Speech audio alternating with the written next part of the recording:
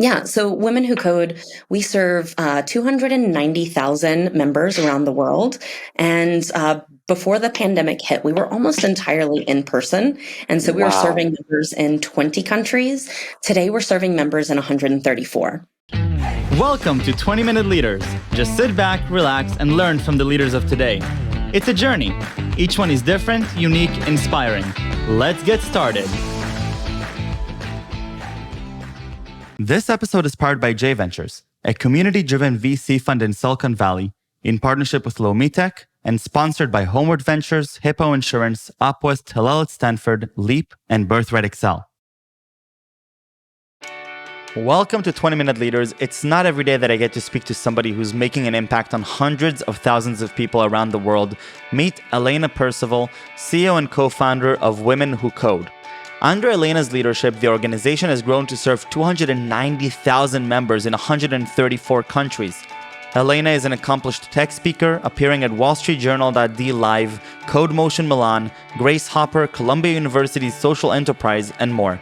Alaina has been published by Forbes, Huffington Post, and the Wall Street Journal. She holds a master's in organizational management and an MBA. She is also an angel investor, a venture partner at Valor Ventures, serves on the board of ATLFamily, and is a CodePath Advisor.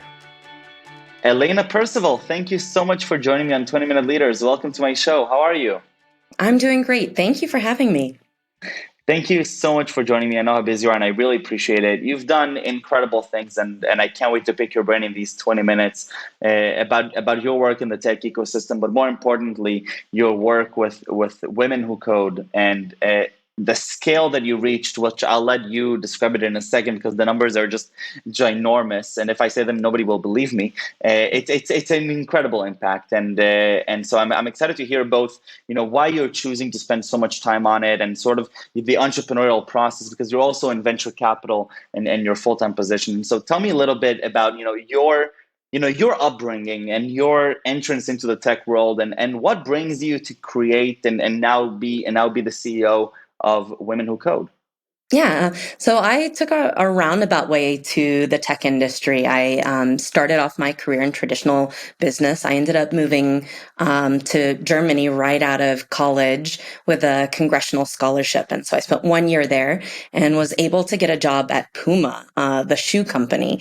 And so I worked there in Germany for 3 years in their global headquarters. And then I wanted to go back to school and do an MBA. Wasn't quite ready to, return to the United States. So I found this amazing program that was a dual degree program where you'd study in the United States and you'd study, in Paris as well, and do your company visits in China, and you had a segment that was in Brazil. And so I was committed to this kind of global approach, and I did that and finished my degree during 2008, right when the market was crashing. Wow. And so I was one of the extremely lucky ones who was able to find a job at that time, coming out of school. And I found a job with a really small women's performance footwear company. So I'm still in traditional industry, but it's a tiny company. And they brought me on to help launch the first women's specific volleyball and basketball shoe.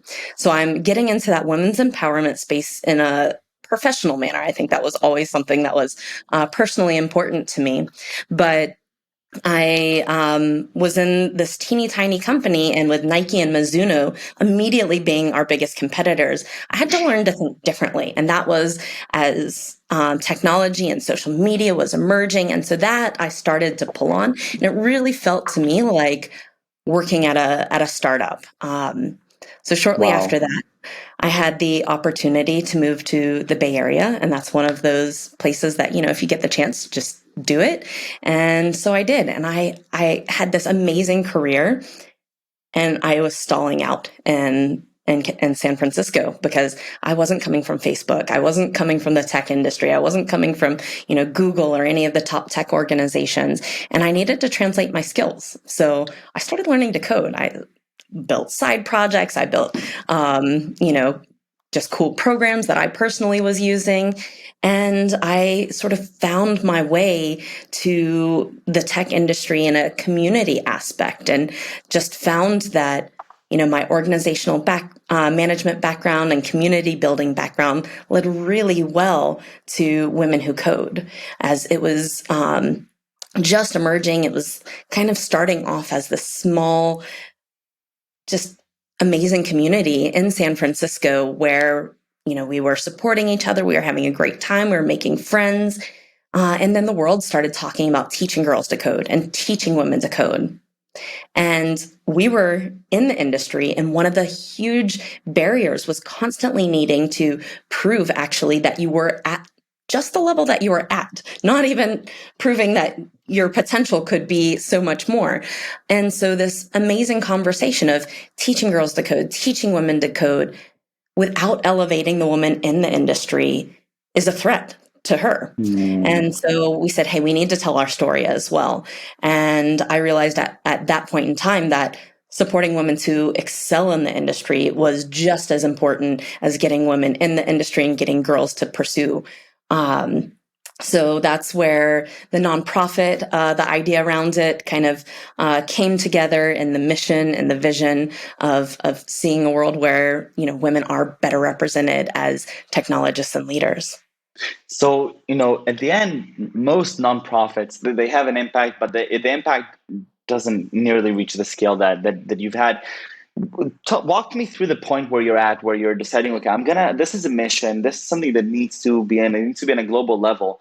How are you strategically thinking about approaching this problem? And understanding a question of scale, because you understand the ecosystem. You with a business school, you understand the different challenges. What's your thinking through? Yeah, in thinking through this. At first it was just a passion project, and then I realized it was important, and then I realized how much impact we were having. So it wasn't building out a traditional business model and growing it. It was hitting the right thing at the right time when the market needed it, and doing something that I absolutely loved. So I was able to put that 120% in, or 200% in when as you're building it and growing it. And being very volunteer driven has enabled us to be on the ground in communities all over the world, so that we're able to adapt to the needs of the local market. And that has really enabled us to grow very quickly. Right. And so Women Who Code, what is your thesis as to helping women advance in the tech ecosystem on the engineering side of things? So what my thinking is every industry is becoming a technology industry. And right now, over the past few years, you've heard reports like there's more men named John who are running, some of the top businesses, public companies in the world than there are women. And so when I think, hey, what are future business leaders' skill sets going to be? It's going to involve technology. And your security is going to be as important as finance and your skill set. And so if we don't see women represented and leveling up in the tech industry, in technical roles, we're going to fall even further behind that leadership pipeline. And so that, to me, is really the crux of it from a personal standpoint. Yes, the tech industry is the fastest growing industry. Yes, the market, the people that we have to perform the roles aren't meeting the market needs. So there's tremendous career opportunity there. Yes, if you look at top jobs to have, at least 3 or 4 of them in the top 10 are in the technology space. But even more so, looking ahead, if women aren't filling those roles, if they aren't leveling up and staying engaged in that technical and leadership career path, the future will have less of a chance of having women represented at the leadership levels. And over the years, what have you found successful in creating this massive community? And tell me, even before this question, tell me a little bit about the scope of what's happening today with Women Who Code in terms of a little bit of numbers and geographies. Yeah, so Women Who Code, we serve 290,000 members around the world. And before the pandemic hit, we were almost entirely in person. And so we were Wow. serving members in 20 countries. Today, we're serving members in 134. Wow. Holy crap. The day that COVID happened, what's your thinking? You have to move hundreds of thousands of people literally from being ready to engage in person to now having to be ready to engage online. And we're talking about a community here. This is not a traditional work environment. Yeah, we heard loud and clear from our community as we were being told to isolate that they still wanted a way to connect. And so we saw amazing ways, not just going digital, so making it possible. So if you don't happen to be in a major tech hub like, New York or San Francisco or Tel Aviv, that you have that opportunity to still connect and have resources for developing your career. But that moment hit, and we said, we have to do everything differently. Our community still needs us. It's time for us to lean in. And so it actually sped up our kind of digital transformation by probably 3 to 5 years. And we're, of course, all looking forward to the opportunity to be able to return back. But we know that digital element is going to stay a very, very strong part of our organization. Right. And so what did you lose and what did you gain by moving to digital? Yeah, so we lost the opportunity to see face to face, to meet people in your local community that you might be able to bond with and become close friends.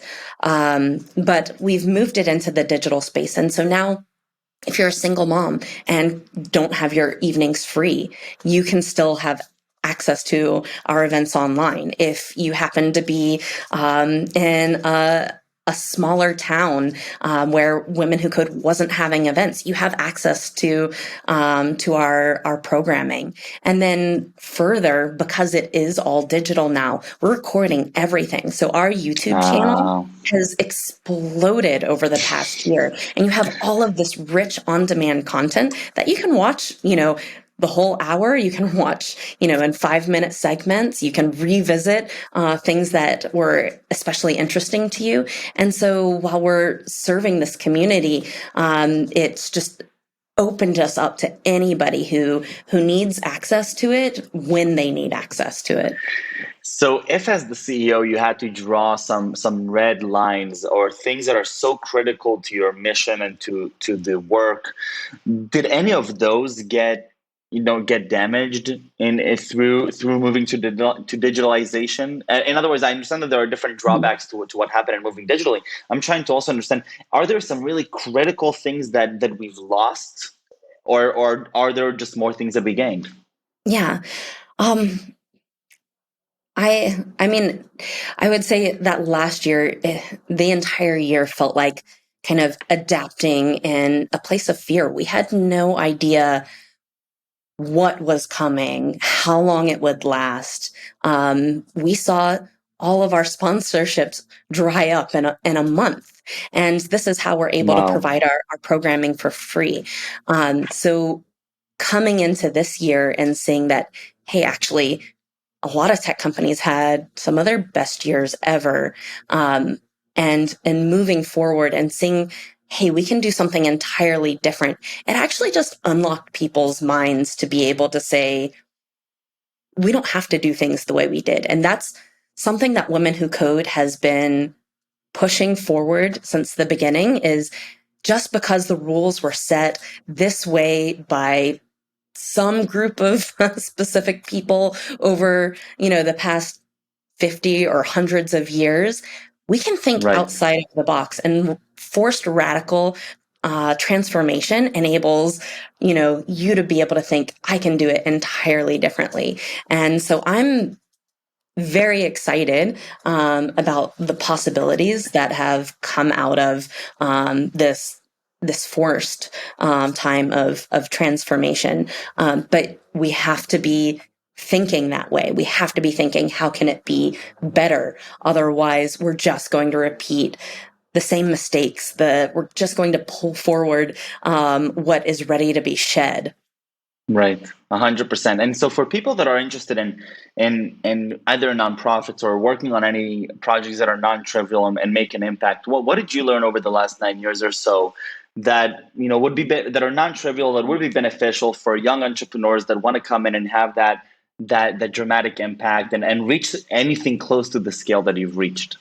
Yeah, so I would say, young entrepreneurs out there, if you want to do a mission-driven company, make it a mission-driven for-profit. There's not a reason that it has to be a nonprofit. From our type of organization, we don't get support because people are, donating.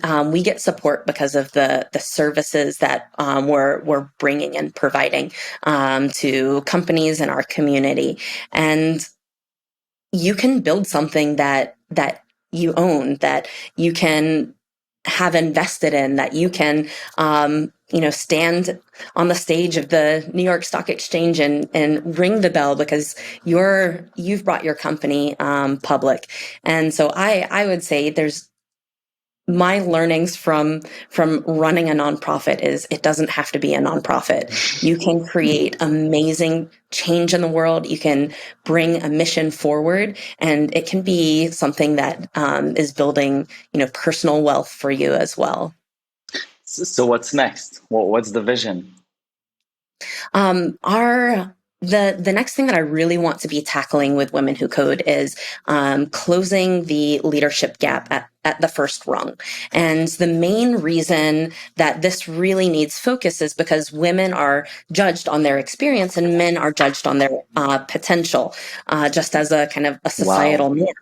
And so what we want to do is make sure that we are building practice-based leadership opportunities for women to make them promotion ready, to really make them competitive. And there's 50,000, entry level leadership roles opening up in the tech industry over the next 5 years. If women could represent 50% of those, we can actually shift the percentage of women in leadership by about 30%.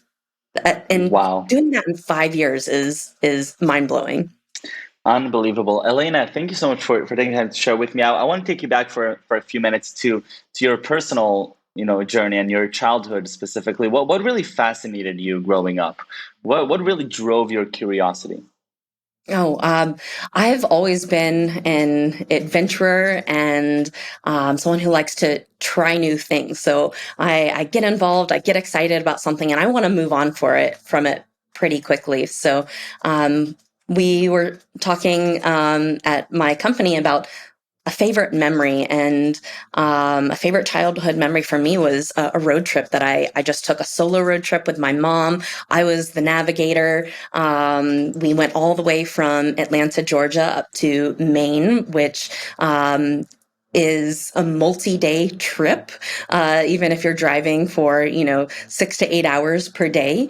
And it was just an incredible adventure. And I think I've carried that forward. I've been to about 75 countries now that I've Wow. been an adult, and I've lived in several of them. And I think that global focus and that global approach is something that's just really core to me. And you have to think, hey, I'm not going to be, San Francisco centric or U.S. centric or whatever it is. You have to continue to build your team to have the values that you want instilled in your company.